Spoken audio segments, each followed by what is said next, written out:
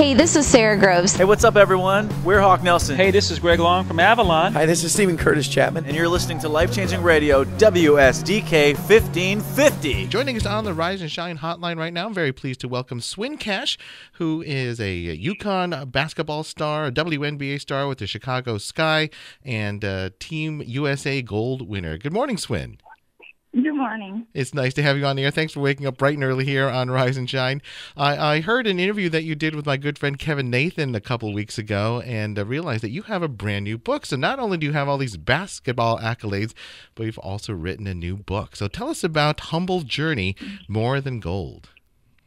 Well, I did write a new book, like you said, Humble Journey, More Precious Than Gold. And I think the thing about this book is that it's so transparent. A lot of times with professional athletes, people always wonder what goes on, not only in our lives, but in our minds and, you know, how we get to the place of winning and having success. And through this book, it chronologizes from 2008 to 2012, from when I didn't make the Olympic team to 2012 when I made the Olympic team. And I just try to give people life lessons that I learned along the way and helping them figure out, you know, how to deal with how to deal with obstacles, adversity, how to persevere, and to be inspired.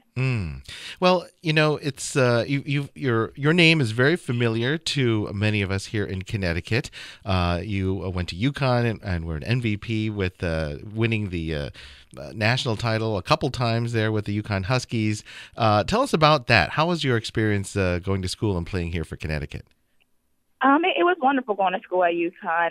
I think I really became a more well-rounded young woman. I learned a lot not only about basketball but about myself and, you know, going far away from home, and I have a very close-knit family.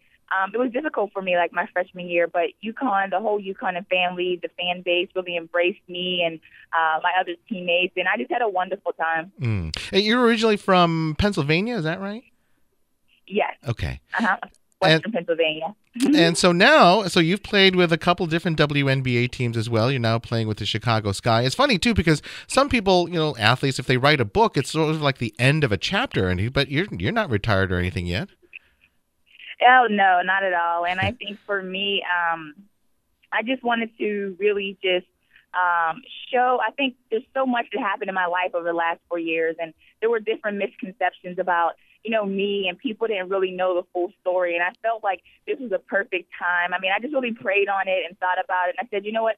A lot of times people go through things in life and they want to keep it so private. And I felt that I needed to I owed it to my fan base and, you know, the young kids and women and different people to look up to me. I really wanted to show them a different side and so that they can understand the things that you have to go through in life. Right. Well, I think that's such an inspiring thing to do. In fact, you did make the U.S. Olympic team back in 2004, but like you said, you didn't make it in 2008. What happened there, and how did your faith kind of bring you through that?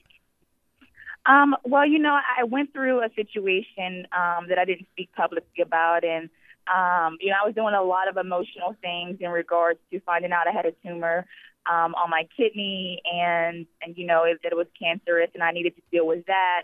Then I was already having back problems, and you know, my basketball on court was declining, and I really didn't know how to handle things. And I mean, there was a point in time where I was just angry. You know, I was angry at God. I didn't understand why, and you know, here you are doing all these great things and living your life one way, but all these different obstacles are coming. And I mean, isn't that what happens as, you know, believers? That tends to happen to us a lot. And I needed to figure out how to deal with that and process it and grow. And I felt like I did. And that's what the last 4 years of my journey has been about. It's about overcoming those obstacles and things that we can use as an excuse and turning them into a positive.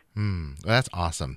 If you're joining us right now, we're speaking with Swin Cash, who's a Olympic gold medalist and WNBA champion, and of course UConn star and Final Four MVP. She's had a wonderful basketball history. So you weren't able to make the Olympic team in 2008, but just last year you were reunited with your old UConn coach Gino Auriemma. So what was it like playing in London? It was amazing playing in London. I think the fun thing about it is that, I mean, I went to school with a lot of the girls. I mean, Asia and Dee and Sue, and I mean, Coach was coaching us, and, then you had the younger girls that were there, and Tamika Catton's a really close friend of mine. So for me, I just really embraced everything about London and really took it all in. I knew for me that this, may be my last time in the Olympics. I didn't really know, and I just had to take it all in, and it was just such a blessing. That's wonderful. And so do you have a fun story, something silly or something memorable that happened while you were playing in London last year? Because we were all watching, of course.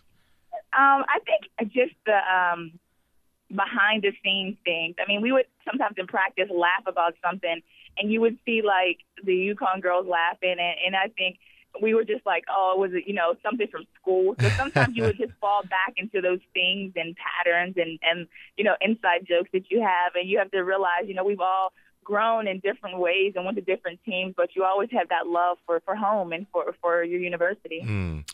Swin, what is a message from your book, Humble Journey, More Precious Than Gold, that you want folks to walk away with? What is the message that of faith, of perseverance, of inspiration that you've gotten, and what do you wish to convey to others?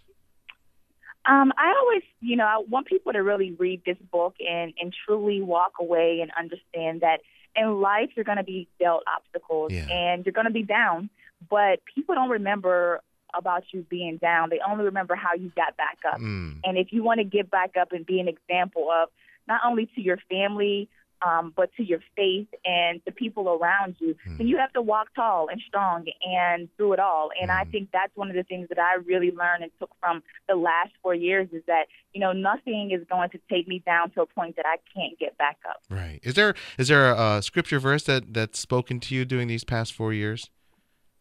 I think the one scripture verse that's always stayed with me is, to whom much is given, much is, expected, or as I like to say, much is required. Right. And I try to live my life day to day by that, and just understanding that when you're put in a position or given a platform to use that, not only for his glory, but to help service other people.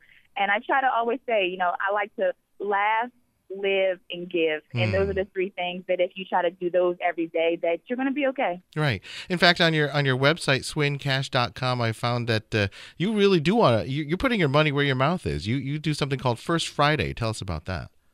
I just, started a new thing called First Friday. And the first Friday of every month, just making a challenge to people to do something for someone else and show how you're paying it forward. So we use the hashtag Pay It Forward.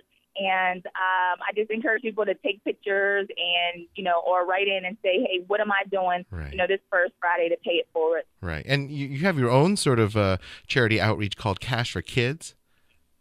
Yes. Right. I have a charity called Cash for Kids, and what we try to do is partner with different organizations and try to get kids to stay in the game, whether it's through sports, whether it's through academic enrichment, whether it's through the fine arts. We try to really focus on getting kids active and keeping them off the street. Excellent. Well, Swin, God's blessings to you, and have a great season, your next season, and I hope you continue playing, obviously as hard and as well as you can, but that the other things that you do off the court, which I think really touch people's lives, are just as, if not more important. So God bless you for all that. Thank you. Blessings to you as well. Thank you. Thanks for joining us this morning on Rise and Shine. With quality Christian programming 24 hours a day. We're life-changing radio, 1550 AM, WSDK Bloomfield, Hartford.